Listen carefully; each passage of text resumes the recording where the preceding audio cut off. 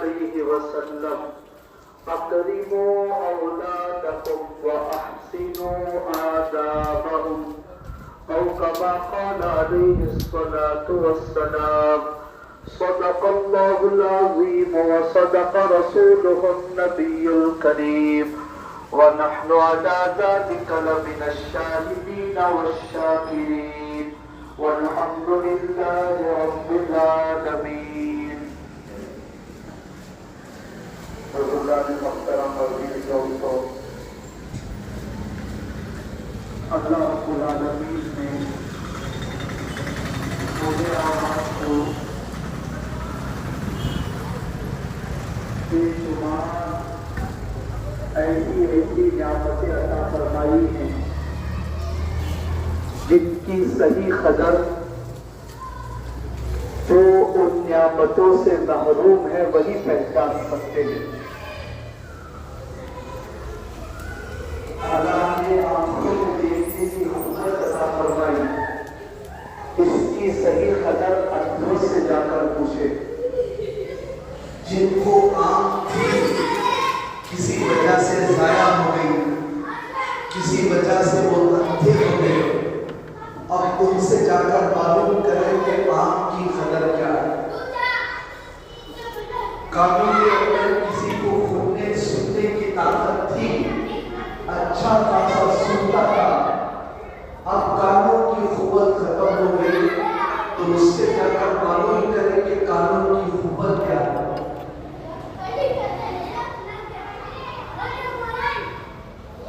ہر نعمت کے بارے میں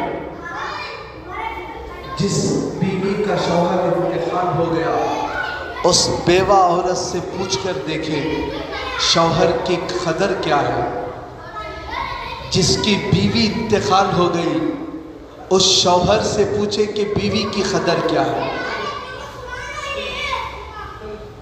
جو لوگ ماں باپ کی نعمت سے محروم ہو گئے، ان کو جا کر پوچھے کہ ماں باپ کی قدر کیا ہے. اسی طرح اولاد کی قدر ان لوگوں کو جا کر پوچھے جو اولاد سے محروم ہیں، اولاد کے لیے کتنا تڑپتے ہیں. اولاد کا ملنا بھی اللہ کی بہت بڑی نعمت ہے. اللہ کے نبی نے ایک حدیث پاک میں ارشاد فرمایا، اکرموا اولادکم واحسنوا آدابہم. اپنے اولاد کی قدر کرو، اکرام کرو اور ان کی صحیح تعلیم اور تربیت کی فکر کرو. اولاد کی قدر کیوں کرنا ہے؟ اس لیے کہ یہ اللہ کی نعمت ہے، اللہ کے مرضی سے ملتی ہے، کسی انسان کے چاہنے سے نہیں ملتی. امی جان حضرت عائشہ صدیقہ رضی اللہ عنہا ایک مرتبہ ایک بچے کو تیار کر کے اللہ کے نبی کے حوالے کرتے ہوئے آنکھوں میں آنسو آ گئے. اللہ کے نبی نے پوچھا کہ عائشہ کیا ہوا، روتی کیوں ہو؟ کہنے لگی کاش مجھے بھی ایسا ایک بچہ ہوتا، میں بھی ماں بنتی تو کتنا اچھا ہوتا. اللہ کے نبی نے کیا کہا، عائشہ یہ نعمت میرے ہاتھ میں بھی نہیں ہے، اللہ کے ہاتھ میں ہے. تو نعمت و اولاد کی نعمت کا ملنا اللہ کی مرضی سے ہوتا ہے. جب اللہ ہمیں اولاد دیے ہیں تو اس نعمت کی قدر کریں. اس نعمت کی قدر یہ ہے کہ اولاد کی صحیح تعلیم اور تربیت کرنے کی فکر کریں. اولاد اگر بگڑ گئی، ماں باپ کا نام بھی بدنام ہوگا، خاندان کا نام بھی بدنام ہوگا، معاشرہ بھی خراب ہوگا. اولاد اگر اچھی بنی تو پھر خاندان کا نام روشن، ماں باپ کا نام روشن، اور پتہ نہیں ان کی وجہ سے کتنے خیر کے کام وجود میں آتے ہیں. اور یہ بات بھی طے ہے کہ کسی کی اولاد ایسی ہوتی ہے جو ماں کے پیٹ سے ولی بن کر نکلتی ہے، ورنہ ہر انسان کو اپنی اولاد کو صحیح بنانے کے لیے محنت اور کوشش کرنا پڑے گا. محنت اور کوشش کے بغیر اولاد صحیح نہیں ہوتی۔ جیسے زمین ہے، اس کو کاشت کے قابل بنانے کے لیے محنت کرنا پڑتا ہے، اور بگاڑنے کے لیے محنت کی ضرورت نہیں، چھوڑ دے تو چند سالوں کے اندر اچھی خاصی زمین بھی ایسی ویران ہو جائے گی، ایسے گھاس پھوس نکلیں گے اور اس کے اندر زہریلے جانوروں کا بسیرا ہو جائے گا۔ کیوں؟ جب فکر چھوڑ دیتا ہے تو وہ زمین جو اچھی فصل اگانے کی صلاحیت تھی وہ ویران ہو جاتی ہے۔ اسی لیے اللہ والے جو ہے ماں باپ اولاد کو زمین سے تشبیہ دیتی ہے کہ باپ کسان کی طرح ہے، ماں زمین کی طرح ہے، اور بچے پھل اور پھول کی طرح ہیں جو زمین میں نکلتے ہیں۔ باپ کسان، ماں زمین۔ اب زمین کے اندر کسان جیسی بیج ڈالے گا ویسے پھل نکلیں گے۔ کسان اگر فکر مند ہے تو زمین بھی اچھی ہے، بہترین فصل نکلے گی۔ کبھی دیکھنے میں آتا ہے کسان تو بہت فکر مند ہے لیکن زمین خراب ہے، بنجر ہے، جو بھی بیج ڈالو ضائع ہو جاتی ہے، بیکار ہو جاتی ہے۔ اس لیے ماں باپ کو کسان اور زمین کی طرح تشبیہ دی ہے کہ ماں زمین کی طرح نرم ہو، اچھے اخلاق والی ہو، اور باپ کسان فکر مند ہو اپنی زمین کے تعلق سے، تو اللہ ان دونوں سے بہترین نسل تیار کرے گا۔ جیسے بے فکر کسان سے فصل تباہ ہو جاتی ہے، ایسے ہی بے فکر ماں باپ سے نسل تباہ ہو جاتی ہے، برباد ہو جاتی ہے۔ اسی لیے قرآن پاک کی ایک آیت جو میں نے آپ کے سامنے خطبے کے اندر پڑھا، اس آیت کے اندر اللہ نے قرآن مجید کے ایک واقعے کی طرف اشارہ کیا۔ واقعہ کیا ہے؟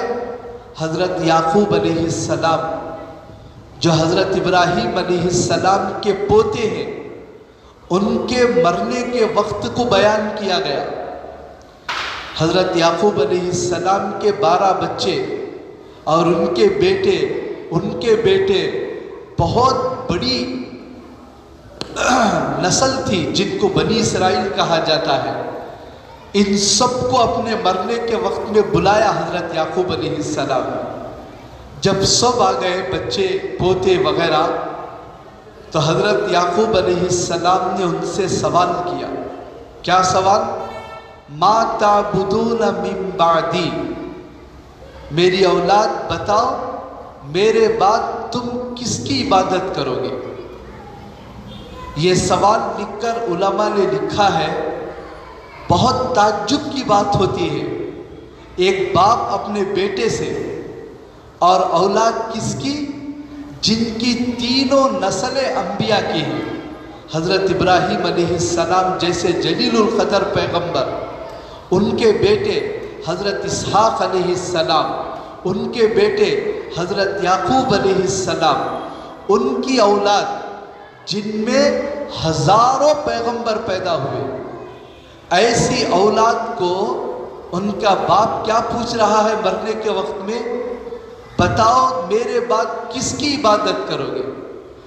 ان ماں باپ نے اپنے بچوں کے لیے کیسی قربانیاں دی، ویسے بچوں کو سوال کر رہے ہیں کہ میرے بعد کس کی عبادت کرو گے؟ تو علماء نے یہاں پر لکھا ہے حضرت یعقوب علیہ السلام نے کیوں سوال کیا؟ وہ تو انبیاء کے بچے تھے نا، ان سے جا کر توحید کا سوال کیوں کیا؟ اس کی وجہ کیا ہے؟ وجہ یہ ہے کہ حضرت یعقوب علیہ السلام جس علاقے میں تھے، ان کی اولاد جن گاؤں میں ان کا چلنا پھرنا ہوتا تھا، وہاں کے کچھ لوگ بتوں کی پوجا کرتے تھے، غیروں کی عبادت کرتے تھے۔ تو حضرت یعقوب علیہ السلام کو ڈر ہوا۔ کیا ڈر؟ کہیں میری اولاد بھی بتوں کی پوجا نہ کرنے لگے۔ اس لیے مرنے کے وقت میں سوال کیا کہ میرے مرنے کے بعد تم کس کی عبادت کرو گے؟ چنانچہ یہی اولاد حضرت یعقوب علیہ السلام کا سلسلہ چلا اولاد کا، اسی اولاد کو بنی اسرائیل کہتے ہیں۔ یہی بنی اسرائیل جو تقریباً آگے چلتے چلتے 6 یا 7 لاکھ تک بن گئے تھے، اس وقت فرعون ان کے اوپر ظالم بنا اور بہت ستایا۔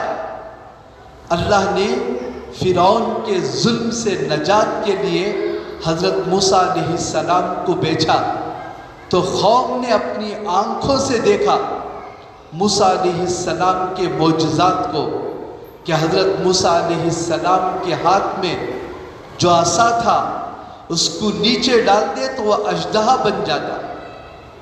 اژدہا بنتے ہوئے اپنے آنکھوں سے دیکھا، اور وہ اژدہا جادوگروں کے سانپوں کو نگلتے ہوئے اپنے آنکھوں سے دیکھا، اور طرح طرح کے عذابات اللہ خدائی کا دعویٰ کرنے والا فرعون اور اس کے لوگوں کو آنکھوں سے ہوتا ہوا دیکھا۔ ایک ہی گاؤں ہے، ایک ہی گاؤں کے 2 حصے ہیں، ایک طرف فرعون اور فرعون کا لشکر، فرعون کے آدمی، اور دوسری طرف انبیاء کی اولاد بنی اسرائیل، 6-7 لاکھ کی تعداد، اور ان کی بھی لاکھوں کی تعداد۔ ایک ہی گاؤں میں اللہ کا عذاب آیا۔ کس کا عذاب؟ ٹڈیوں کا، جسے ہم موٹی زبان میں چڈا کہتے ہیں۔ اتنے چڈے آئے، کہاں سے آئے سمجھ میں نہیں آیا، اور ایک ہی گاؤں میں آئے، لاکھوں کی تعداد میں۔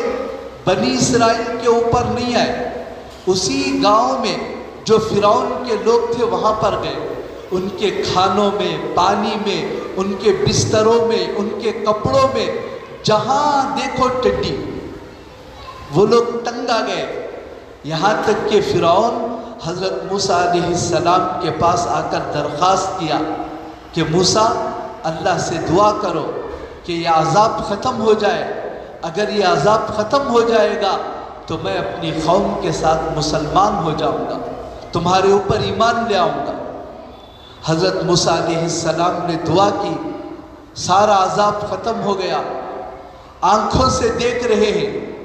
عذاب جیسے ہی ختم ہوا، فرعون پھر ضد پر بیٹھ گیا، اللہ کی نافرمانی پر اترا، زبان سے خدائی کا دعویٰ شروع کر دیا۔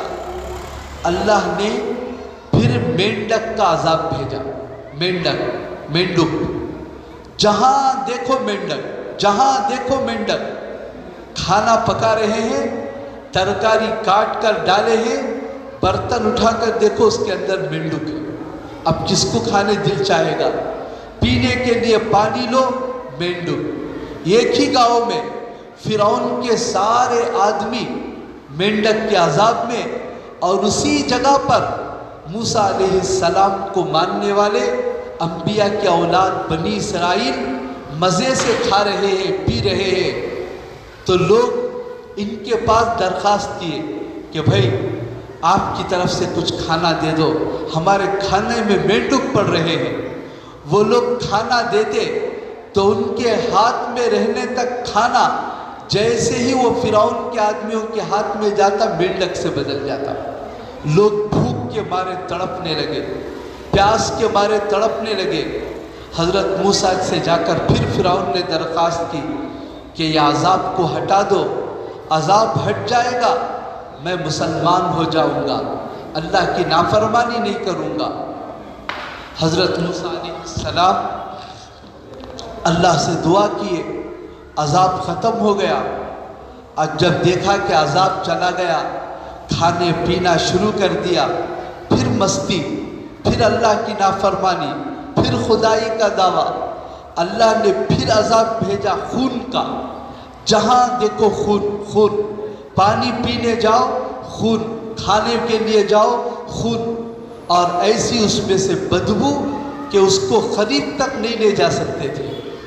تنگ ہو گئے، مجبور ہو گئے، یہاں تک کہ فرعون کے آدمی بنی اسرائیل کے لوگوں کے پاس جاتے اور کہتے کہ بھائی تم پانی پیو، اپنے منہ سے ہمارے منہ میں کلی کرو، تو یہ لوگ پانی پیتے اور ان کے منہ میں کلی کرتے، تو موسیٰ علیہ السلام کے آدمیوں کے منہ میں جو پانی ہوتا جیسے ہی فرعونیوں کے منہ میں جاتا تو خون بن کر گرتا تھا۔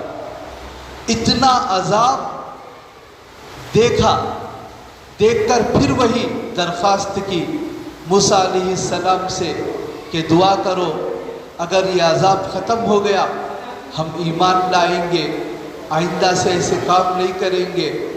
اب دعا کی، عذاب چلا گیا، پھر وہی رفتار۔ ایسے یہ کے بعد دیگرے 9 عذابات آئے۔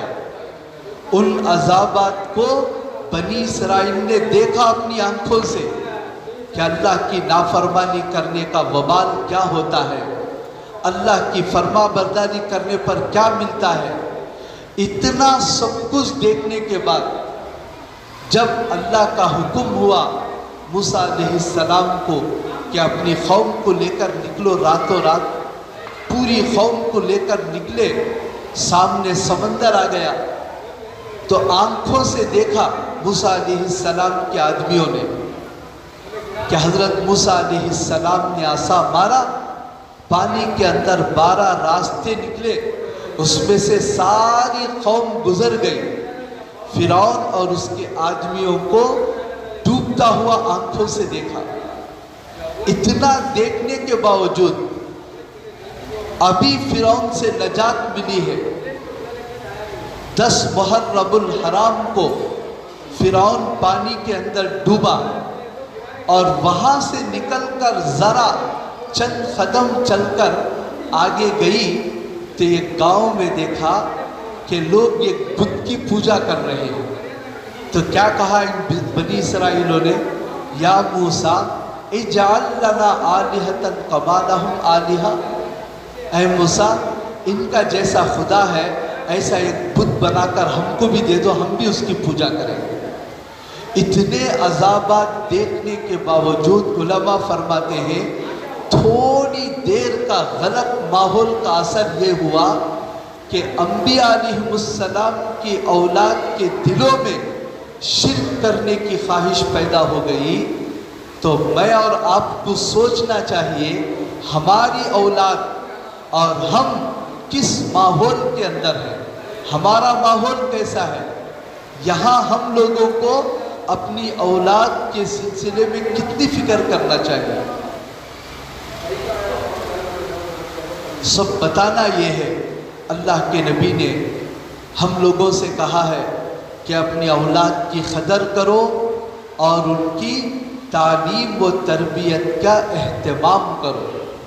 آج ہم ماں باپ سے سب سے بڑی غلطی یہی ہو رہی ہے، ہم تربیت سمجھتے ہیں ہمارا بچہ بہترین ڈاکٹر بن جائے، بہترین انجینئر، لائر یا بڑا سا بڑا آفیسر، لاکھوں روپیہ کمانے والا بن جائے تو سمجھتے ہیں کہ ہم نے بہترین تربیت کر دی۔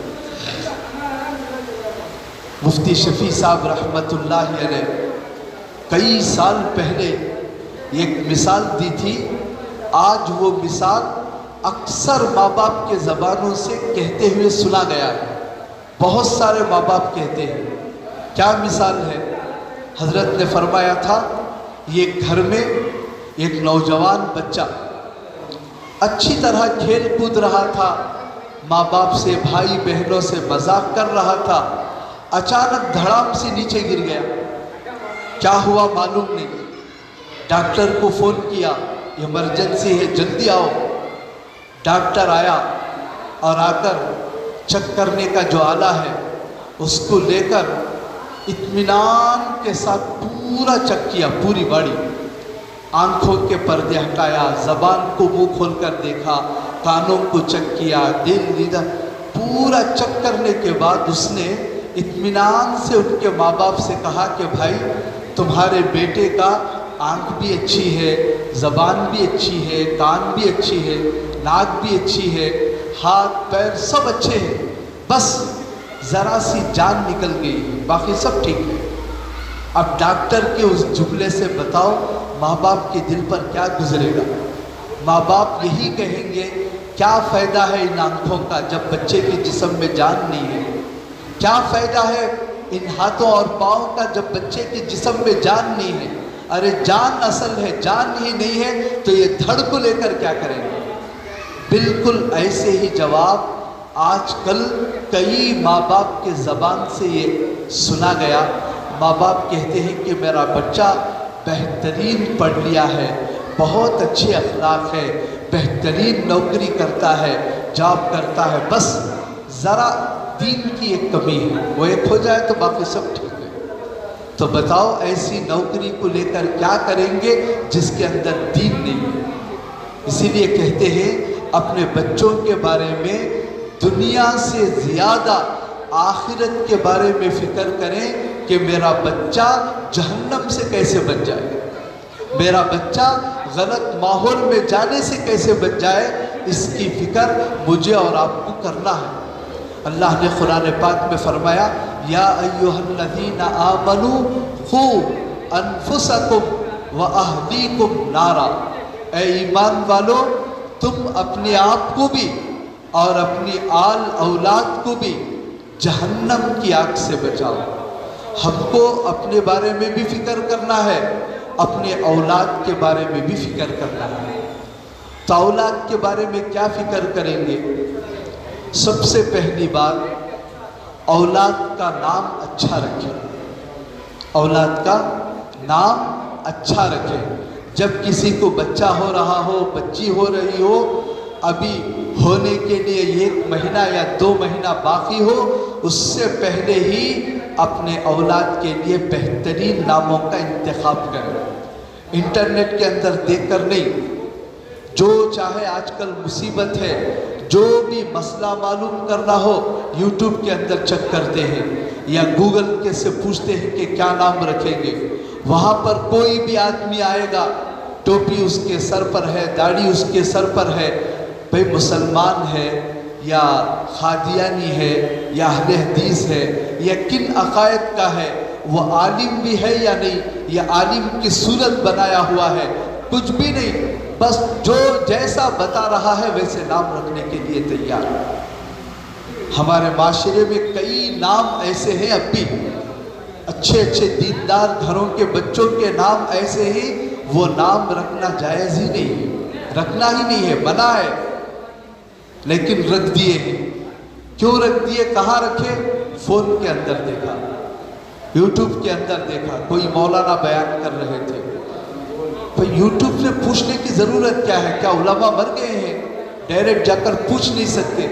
علماء سے جا کر پوچھیں کہ ہمیں اپنے بچہ ہونا ہے، کچھ بچے کے نام دے دیں، کچھ بچی کا نام دے دیں، صحابہ کے نام پر، اولیاء کے نام پر، یا نام کے معنی کیا ہیں ان کو دیکھ کر بچوں کا نام رکھنا چاہیے۔ جیسے نام ہوتے ہیں اس کا اثر بچے پر پڑتا ہے۔ سعید بن مسیب رحمت اللہ علیہ بڑے مشہور تابعی گزرے، کہتے ہیں کہ 40 سال تک کسی مقتدی کی پیٹھ انہوں نے نہیں دیکھی۔ کیا مطلب؟ 40 سال سے اذان سے پہلے وہ مسجد میں رہتے تھے، بڑے مشہور تابعی گزرے۔ تو وہ کہتے ہیں ان کے دادا کا نام تھا حزن، حزن کے معنی آتے ہیں غمگین، پریشان رہنے والا، وہ نام تھا۔ وہ اللہ کے نبی کے دربار میں آئے، اسلام قبول کیا، تو مسلمان ہونے کے بعد اللہ کے نبی نے ان سے نام پوچھا کہ بھئی تمہارا نام کیا ہے؟ انہوں نے کہا میرا نام حزن ہے۔ اللہ کے نبی نے کہا کہ تم اپنا نام تبدیل کر دو، سہل رکھ لو۔ تو انہوں نے کہا کہ اللہ کے رسول بڑی پسند سے میرا نام میرے ماں باپ نے رکھا ہے، بہرحال کچھ آزار انہوں نے بتائے، اللہ کے نبی خاموش رہ گئے، اور وہی نام تھا ان کا۔ یہ واقعہ بیان کر کے سعید بن مسیب کہتے ہیں ہمارے دادا کے نام کا اثر ہے، ہمارے خاندان کا ہر آدمی پریشانی میں مبتلا ہے۔ کاش ہمارے دادا اس وقت اللہ کے نبی کی بات سن کر نام تبدیل کر لیتے تو نام کا اچھا اثر خاندان کے اوپر پڑتا۔ اس لیے نام ہم جب رکھتے ہیں تو سوچ سمجھ کر رکھیں۔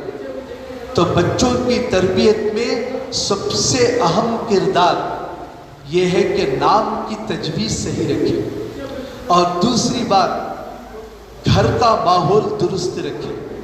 نام تو ہم نے انبیاء کا رکھا، اور گھروں کے اندر نماز کا ماحول نہیں ہے، فلم دیکھنے کا ماحول ہے، گانوں کا ماحول ہے، فون کے اوپر کوئی پابندی نہیں ہے، بے حیائی کی باتیں چل رہی ہیں، بے حیائی کے کام چل رہے ہیں۔ یاد رکھیں بچوں کی عادت ہے جیسا دیکھتے ہیں ویسا کرنا چاہتے ہیں۔ ان کو سمجھ میں بہت زمانے کے بعد آتا ہے، لیکن ابتدائی عمر جو دیکھتے ہیں جو سنتے ہیں ویسا چلنا چاہتے ہیں، ویسا کرنا چاہتے ہیں۔ اس لیے ہم چاہیں کہ ہمارے بچے اچھے بنیں، ان کی اچھی تعلیم ہو، اچھی تربیت ہو، تو دوسرا کام یہ ہے کہ گھر کا ماحول دیندار ماحول بنائیں۔ اور تیسرا مرحلہ، ہم اپنے بچوں کو علم حاصل کرنے کے لیے جہاں بھی بھیجیں اچھے سے اچھے اسکول اور مدرسوں کا انتخاب کریں، کیونکہ کہنے والے بڑے لوگ کہتے ہیں علم کتابوں سے 3% آتا ہے، باقی 97% علم استاد کے سینے سے بچوں کے اندر منتقل ہوتا ہے۔ استاد کے سمجھانے سے بچہ سمجھتا ہے، استاد کے دکھانے سے بچہ دیکھتا ہے، باقی صرف 3% علم کتابوں سے آتا ہے۔ استاد جیسا ہوگا، اسکول جیسی ہوگی، مدرسے کا ماحول جیسا ہوگا، ویسا ضرور بچے متاثر ہوں گے۔ اس لیے ہم لوگوں کو اپنے بچوں کو اسکول، کالج، مدرسہ چھوڑنے سے پہلے کئی مرتبہ سوچ کر چھوڑنا چاہیے۔ جہاں ہم داخلہ کروا رہے ہیں کیا وہاں اپنے بچوں کا ایمان محفوظ رہے گا یا نہیں؟ اس لیے کہ آج کل چند دنوں میں اسکول کھل رہے ہیں، گرمی کے چھٹی تھے، اسکول کھل رہے ہیں، کالج کھل رہے ہیں۔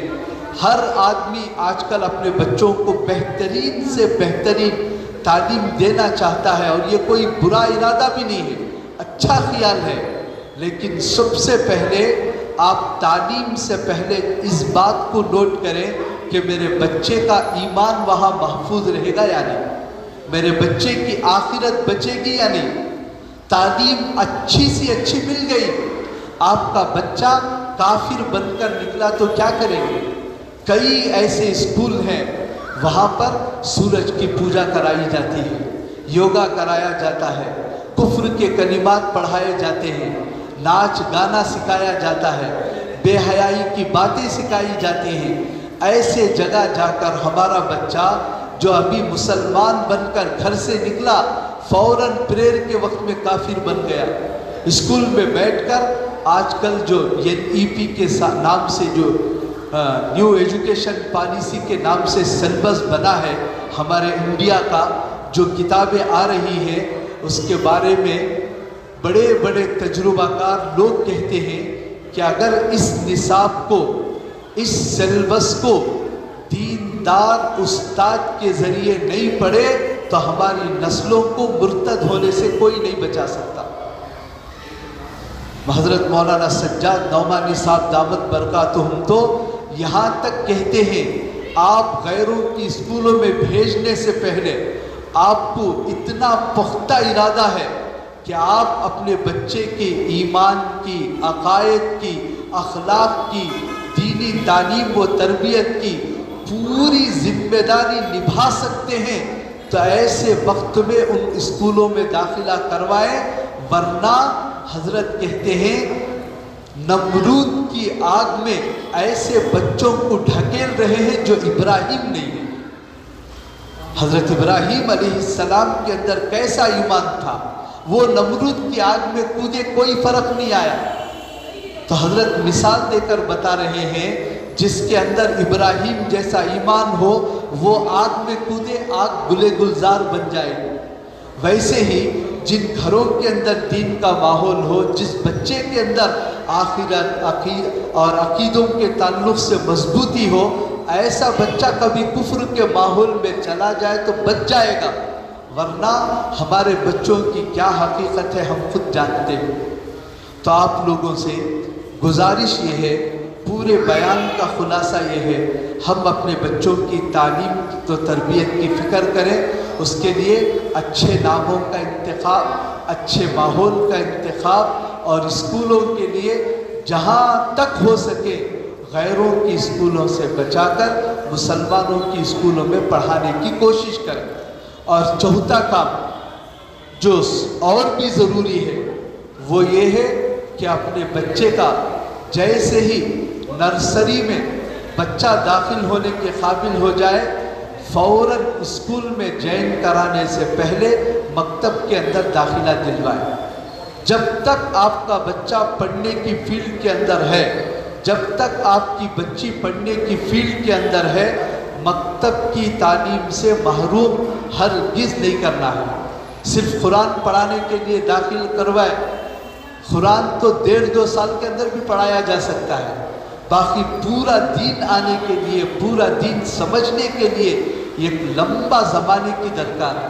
اس لیے ماں باپ سے گزارش ہے، بچوں کو داخلہ دلوائیں، قرآن ہو گئی ہے تو دوبارہ پڑھوائیں، دوبارہ ہو گئی ہے تو سہبارہ پڑھوائیں، حفظ شروع کروائیں، دین عالم کورس کا علم دے، کچھ نہ کچھ علم کا سمندر ہے، لیکن مکتب سے محروم نہ کریں۔ مکتب سے بچوں کو دور کر دیے، یاد رکھ لو پھر بچوں کے کانوں میں دین کی بات بتانے کی کوئی راستہ نہیں۔ بس یہ چند گزارشات کے ساتھ میں اپنی بات ختم کرتا ہوں۔ اللہ سے دعا کریں کہ اللہ ہم سب کو سنی ہوئی باتوں پر عمل کی توفیق عطا فرمائے۔